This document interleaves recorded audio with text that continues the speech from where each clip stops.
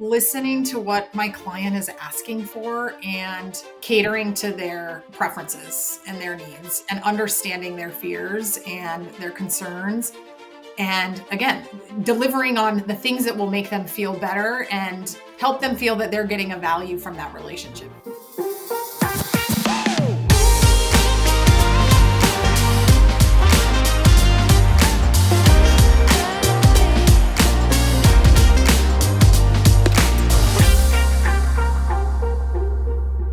All right. Welcome to CBS Spotlight. If you are here by mistake, you are in the right place now. I am Michael Corman, and I am with... I'm Eric Alvarado. And we are your friendly guides through this world of insurance and wealth management. Today, we are joined by Senior Wealth Advisor at Beacon Pointe, Karen Reifel. Karen, thank you very much for joining us today. Did I miss anything? No, I think that's it. And you said my last name right. Oh, perfect. Awesome. Well, Karen, I know we asked you on today to pick your brain on how to create and implement some cohesive financial planning topics. Eric, do you want to get Karen with her first question? Yeah, absolutely. So what's been the most challenging and I guess the most rewarding part of your career in the financial services industry so far? Yeah, Eric, thanks. Thanks for having me. It's great to be here. I really appreciate it. That is a great first question. It's actually the one I thought the most about, honestly. Oh, well, good.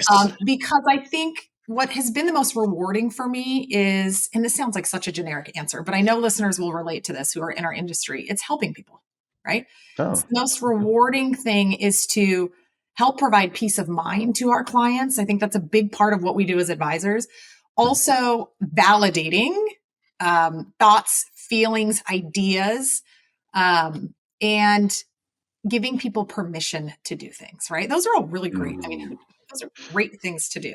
I like that. I like the permission portion of it. That's pretty cool. Yeah. No, the validation part, I found that is, can you clarify that a little bit more? That is a very unique answer that I've heard so far.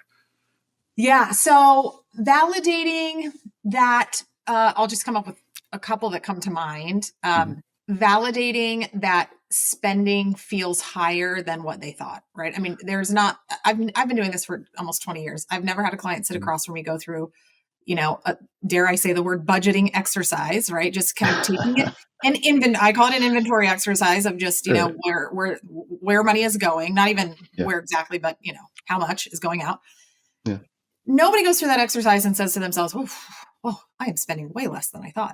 No, we spend more than we think. Yes, I'm validating that is a very common thing. Or we hear from clients all the time, I just don't know. I know I should know more about this, but I don't know where to start.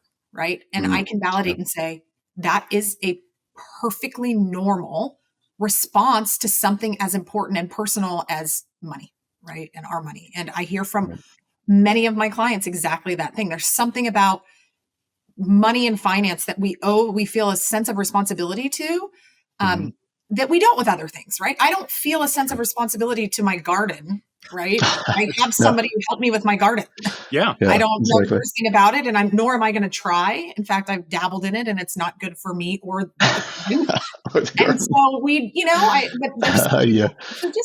and that's just, those are just a couple of examples. And I'm sure the listeners will, very easily recall times in which they've provided validation. When is the reasonable approach to a money matter perfectly okay, even if it's not the most rational on paper, right?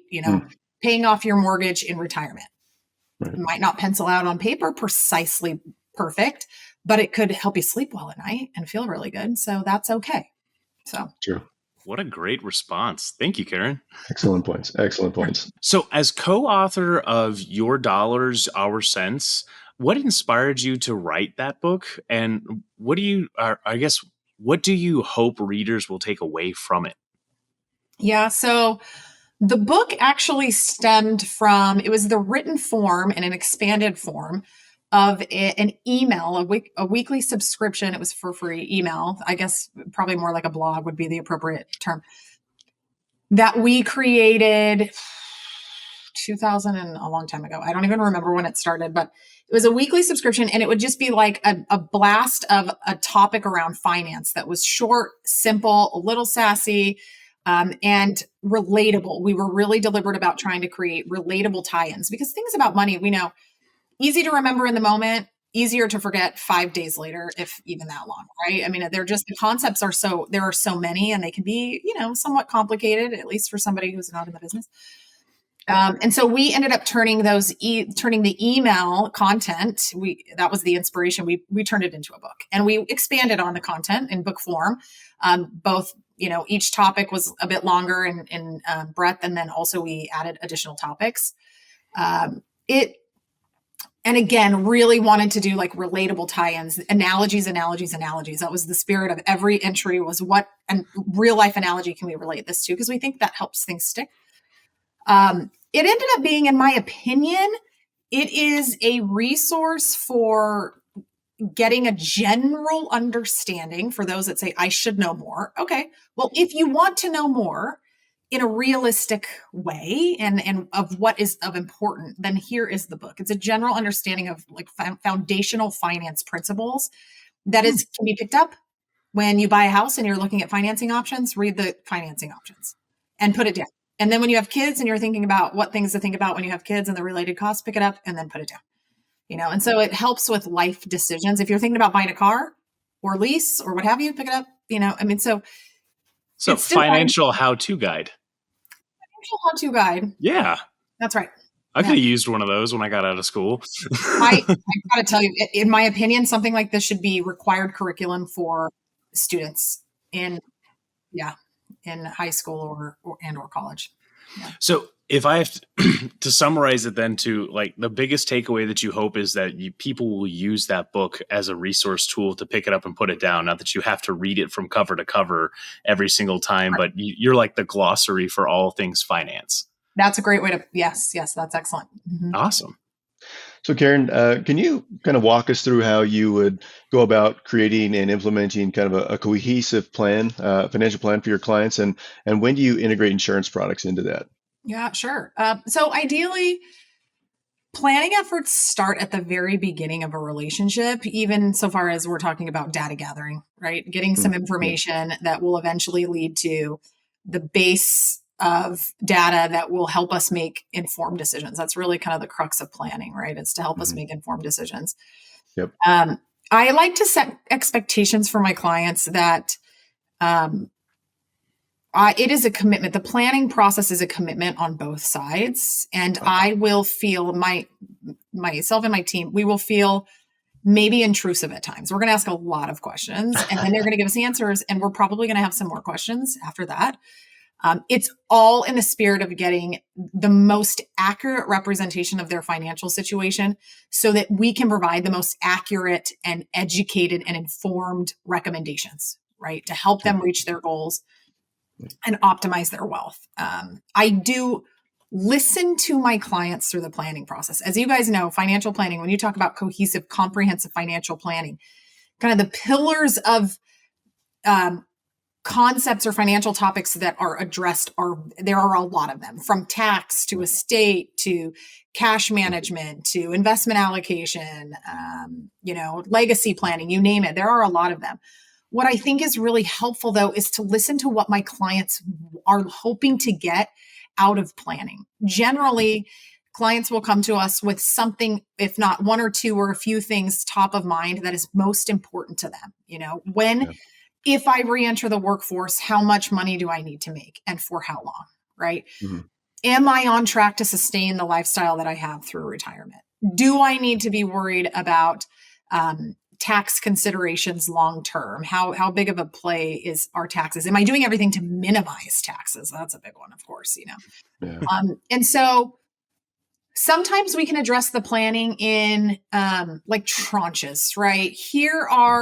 Once we have the information, here are the answers to the questions that are most important to you. Okay.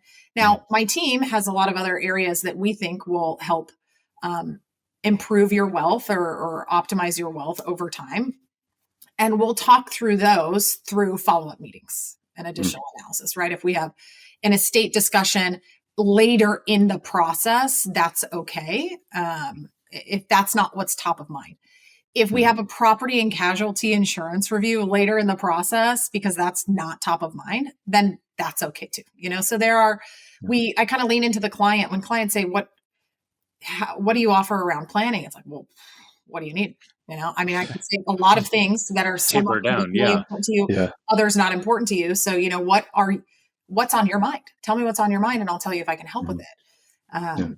I think is a really good way to start. And it's a good way to, approach the planning process that can be a bit of a bear. We still need the data, but we can piecemeal kind of the levels of guidance and recommendations that we give them based on their priorities, I think is good. We use eMoney for building out the plans.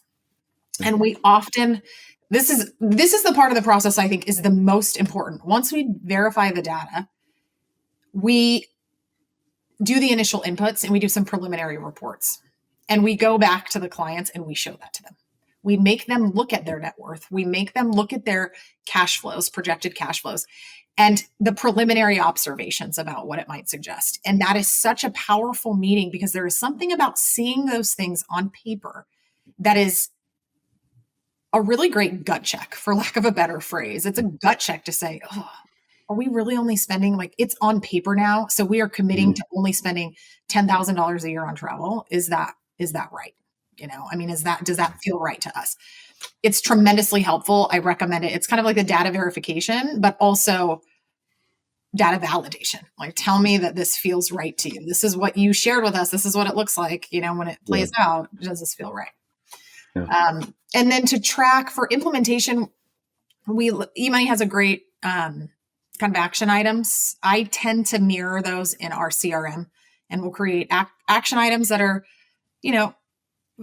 come about with the passage of time. You're reaching a certain age, there's an action required, or there's a certain life event we plan for, capital event that we need to plan for, and we, talk about that. So it's just like follow up cases that are coming to us through our CRM to help with the implementation and the monitoring, of course. Insurance included in planning. I have to be it's so basic that I feel like it's not, I'll just say it and you guys can tell me what you think. But my first discussion around insurance when I meet with a prospective client is usually umbrella liability insurance. And it's because we talk a lot about risk management as investment advisors, and we're talking about risk of the stock markets and things. But there's a tremendous amount of risk of being underinsured for a large liability claim, especially if you have teenage kids or an attractive nuisance on your property, or, a shared family lake home that, you take friends and family to. Just all of those things. So it's generally my first observation on a net worth is what is their potential risk of a lawsuit? And we have that conversation. And I think what that does is it's simple and it's basic, but it also lets the client know we are thinking much bigger picture here. What is about to happen is way bigger than what you think you came to us for. But gosh, isn't that important? Right? I've never had a client say to me, I'm not worried about a lawsuit. Most clients are like, whoa, yeah, I have a million. Everybody always has a million, right? Yep. If you have a million, well, you have credit of, attachable assets of 6 million, so how do you feel about a million? And, seeing it all, again, seeing your net worth on paper, how does that make you feel? Yeah. Oh, I feel on. What a great way to also introduce that conversation there. It's this item might not be what you're aware of, but also in addition to that, do you have any policies that we have for policy review? That's the part that always blows my mind is, what can come up just from, what do you already have on the books? Can we look at it? That's a great point. Yeah, Michael, you're so right about that. That tends to be second is what insurance policies do you have and what role did they play and should they play going forward, right? It's this is what they 100%. Did for you in the past and they served this need, but is that what you need from these policies going forward? Right. And that's generally with the life insurance. Yeah. So the life insurance side of thing, it's that's where we start. And sometimes it's do nothing. Oftentimes it's, okay, you bought it for this reason. Let's repurpose it for, X, Y, Z. And then I think so it'd be umbrella, existing life policies and getting an understanding of the role they're going to play in a client's life today and in the future. And then long-term care. Long-term care. Yeah. We There's the approach quiet beast in the background. Yeah. yes, that's exactly right. It is Yeah. it's an area of planning that we would be remiss if a client comes to us and wants to know how much I can spend. If they have just a really great, financial footing and it's highly unlikely that they're going to run out of money. And they say, well, how much more can I spend or give or Hmm. gift or donate or what have you? Yeah.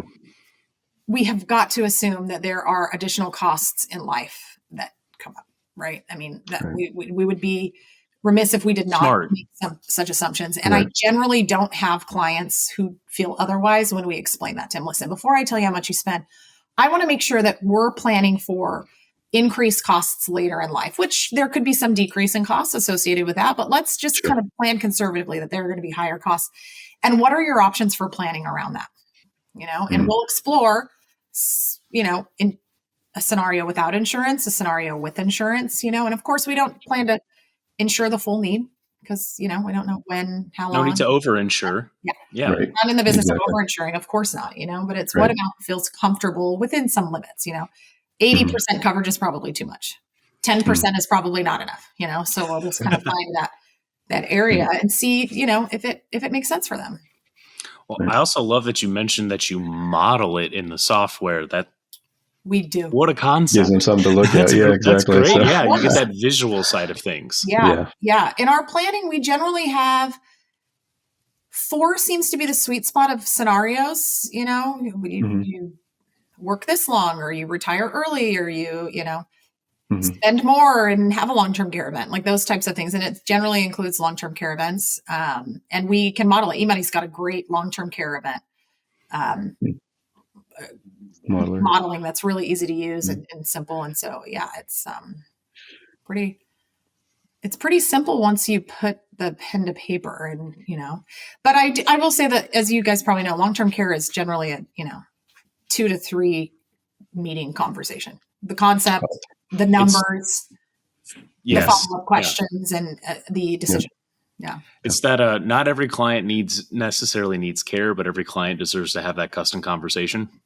Yes. Right. Yeah. That's a great way to put it. I'm going to steal that. Yeah. By all means, it's free. Yeah. Have at it. Okay, I think, great. wait, Thank you. Eric, I'm pretty sure I stole that from someone. Who did I steal that from? Was that? Yeah. Yeah. Probably Mr. Comfort, probably. Yep. I think that was Bill. Thank you, Bill. Appreciate it. So, Well, what a great response. But I wanted to know Yeah. can you share a recent success story when your financial planning significantly impacted a client's life? Bonus points if it includes an insurance product, but it doesn't have to. Spoiler alert, it's not. Well, it might. It's okay. I can make It's it okay. include an insurance product. So I will do that. So yeah, I actually have, where we, leveraged the software. We got in to crunch some numbers and really sought to help a client. I got an email over a couple of weekends ago. This is one of the best emails you can get as a financial advisor. The subject was, we have a dream. Can we afford it? Right. From long-term clients. We've done planning, a lot of planning for them. And their story is that they wanted to buy a bigger home. They wanted to relocate to be closer to their son who's getting married. And they wanted to know if they could upgrade. And also later in life, could they also buy a second home that they wanted, that they had always kind of envisioned doing, which was both of these, by the way, were newer to me. I think retirement is still relatively new, only a couple of years. So there's the settle in period. And then they start thinking about really what's possible. Mm-hmm. Sure. And that's what it was. It was leveraging planning to tell them what is possible and giving them the permission to do it, right? Because for these clients, it is uncomfortable for them to be spending more money, to be liquidating their portfolio to buy a bigger house and to bridge that gap. But, Sure. through the assumptions and just choosing to be conservative with the assumptions, and they get them comfortable with the assumptions, they're doing it. And they're doing it quickly. I think faster than any of us expected. It's happening very, very, very soon. And so that was just a great way. We had the foundation in place because we already knew everything about these clients. The software was already updated, so we could go in and start doing, again, some modeling of scenarios to see what was possible. And before we told them, is it possible? Yes, we made sure that they were secured for a long-term care event later in life. So that is where the insurance. Yes. There you go. There you go. From a non-traditional sense, this will probably always stick out in my career. It was like, wow, this could have been missed. We were introduced to a client. Husband had passed away like 5 years prior to us meeting, almost exactly 5 years. In fact, I think the client came on board in like May Wow. of last year. And we are, this woman, and there were so many outside accounts that still had not been consolidated because she wouldn't know about them. Statements would still just keep coming in, and she wouldn't think to ask her previous advisor to help consolidate. And we're talking about like transfer agent, computer share, AT&T stock. You guys know what I'm doing. Yeah. So, I mean, Yeah. The never-ending deluge of random information being sent to you via email, phone call, or right. It's a lifetime of investment accumulation that her husband had taken care of for them. Mm-hmm. And so our first order of business was just to give me your tax return. Can I see where these dividends are coming from? What else could be out there that we haven't consolidated, or what any statement you get, send it to me. In our conversations, she kept talking about a trust B. She mentioned a trust B, a handful of times. And I'm thinking, there are so many logistical things we're working on. Trust B, I'm thinking, I'm not seeing any evidence of trust B. I haven't seen a statement titled to a trust B. I haven't seen an account titled to trust B. I haven't seen any legal documents that support the creation of trust B. So finally, we seek to get a handle on it. We could get to the point where this is what is going on with trust B. And we learned that, in fact, a trust B was to be set up before when her husband passed away, and it never was. Oh. And it was meaningful because for estate tax purposes, but more so what we discovered in the process was that she had not filed an estate tax return, and that was necessary for portability. For portability reasons only. She had 5 years to file an estate tax return. I told you guys she came in May, and her husband had passed 5 years earlier. Yeah. We ended up getting as much information from 2018 when her husband passed to an estate attorney with 18 days to file an estate tax return for portability, because you have 5 years. You got an estate tax? Wow. I'm impressed. In 18 days. That's crazy. That's because she needed the portability. She needed to get that exclusion from her husband. It's not always the case, but in her case, it absolutely was. It had to get done. Well, and the sunset coming down, that's a game changer for her now too. Yeah, that saved them millions of dollars. It did. Yeah. So. Whoa. Wow. Yeah. But that was one that and even the attorney is like, oh, I just still can't believe that we got that you noticed that. And it almost went unnoticed. And I filed those before. They're not fun. They take forever. I mean, death certificates, everything to go with them. It's a nightmare to do. This attorney was fantastic. I mean, he did it. It was great. So that was a success in my book, and I also think in her daughter's eyes too. Yes, very much so. Yeah, I don't think we could ask for stories better than that. No, that's amazing. Thank you very much. Yeah. Last year, you were named Advisor of the Year at Beacon Pointe. First of all, congratulations. Congrats. But what is one of the keys to your success to achieve something like that?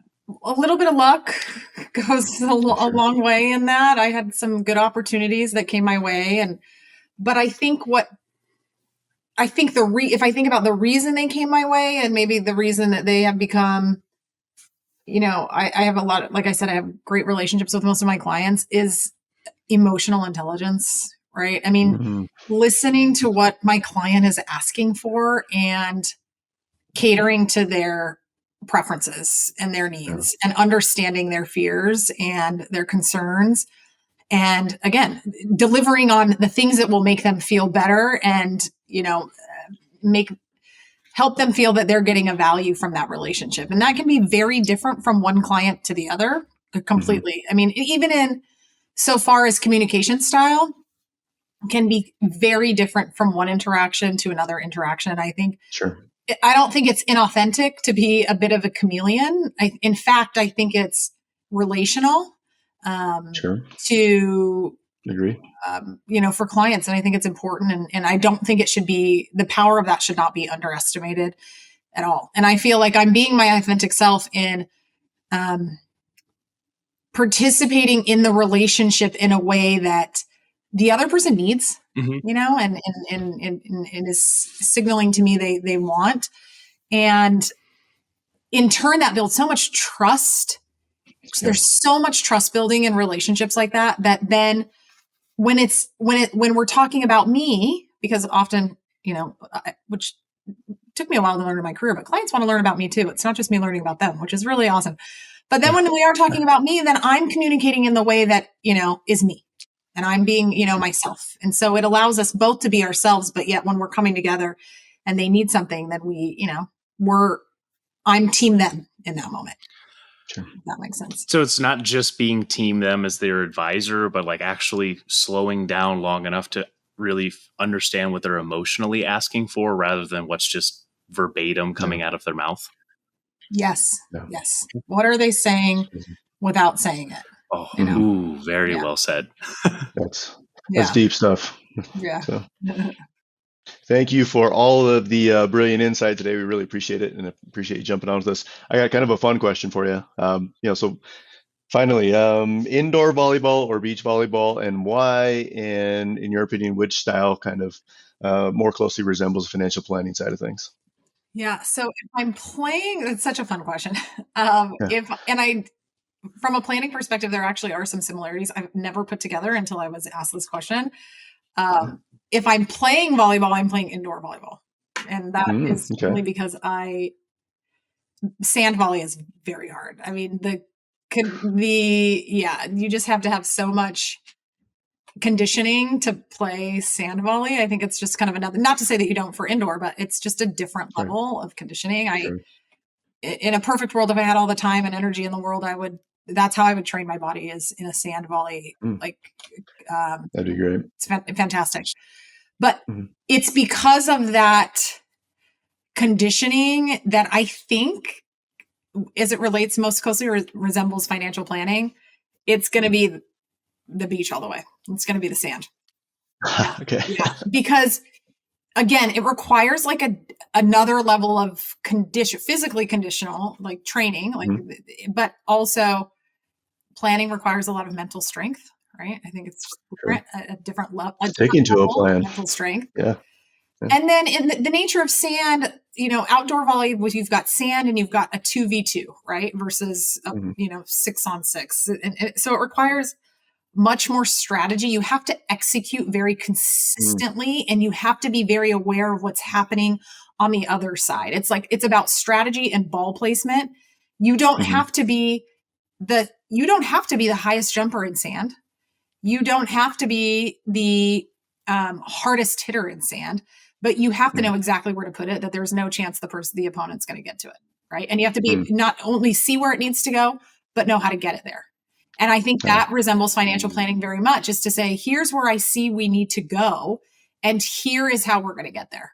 And I'm looking ahead. I'm very aware of what's happening on the court. I can see where my opponents are. So I'm very aware of what's happening today and in the future for my clients as best we can estimate. And we build some strategies around those details. And so I think, sand all the way for planning. That's an awesome answer. Yeah. Well, plus your sands are always shifting underneath you, just like our rules are always changing too. That's a great analogy. And the client plan, right? The client details, what they say about plan, and so that's another good one too, is it's fluid. It's more fluid. It's moving, we're doing the best we can in a moving environment. That is an awesome answer. Thanks. That was a fun question. Karen, thank you very much for taking the time out of your day to speak with us. We really appreciate it. Do you have any closing comments for the audience? No, I'm really happy to have been here. I love what you guys are doing. Thank you so much. And I have, I actually don't have a comment, but I have a question. Yeah. Okay. Can you let me know if you do a deep dive episode? I'll be watching anyways. And if you don't have one in the books, can you do something deep dive on private placement life insurance? Deep dive on private placement. We can do that. Yeah, well, absolutely. Get that on the list. I mean, generally, I think this would be so helpful. I mean, for me is, what are the general concepts and what's the use case for it? But then before you do it as an advisor, what do you need to know? Because I understand there could be some some very important nuanced details around that. And so far, what I can find easily is the general use case for it, which kind of the highlights of the strategy. But if you're going to consider it, here's what you can't not know. There you go. I think we know exactly who to run down to for that, Eric. Yep, absolutely. Karen, we will definitely let you know. We'll keep you updated. Thank you. I appreciate it. Awesome. Well, for everyone out there, I am Michael Corman. And I'm Eric Alvarado. And this has been CBS Spotlight, your friendly conversation about insurance and wealth advising come together. Thank you for tuning in. If you found this helpful, please don't forget to like and subscribe, and we'll see you all next time. Thanks. Thanks, Karen.